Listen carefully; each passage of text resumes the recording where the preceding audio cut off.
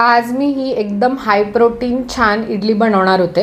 So मी आदल्या दिवशीच रात्री चांगलं बॅटर वाटून ठेवलं होतं. याच्यामध्ये 5 डाळी आहेत.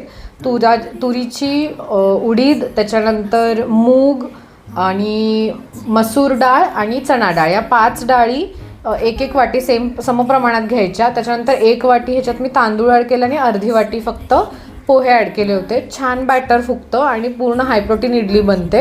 ह्याच्यामध्ये सकाळी मी मीठ टाकून व्यवस्थित फेटून घेतलं होतं आणि मी मिनी इडल्यांच्या पात्रामध्ये या बॅटरला ॲड करून वाफवायला ठेवलं होतं. 10 मिनटात या इडल्या होऊन जातात.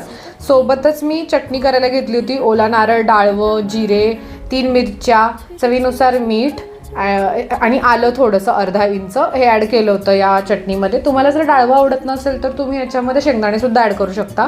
फोडणीसाठी कढीपत्ता, हिंग, हळद आणि मोहरी होती तेलामध्ये आणि ह्याची फोडणी मग मी चटणीला दिली होती.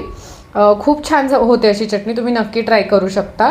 आणि या मिनी इडल्या पण एकदम छान वाफवून तयार झाल्या होत्या, कारण ऑलरेडी बॅटर पण खूप छान फुललं होतं सकाळी आणि 10च मिनिट लागतात, फार वेळ लागत नाही इडल्या करायला.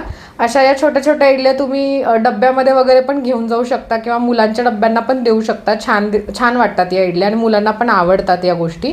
सो तुम्ही हे नक्की ट्राय करू शकता रेसिपी आवडली तर नक्की मला कमेंट करून सांगा.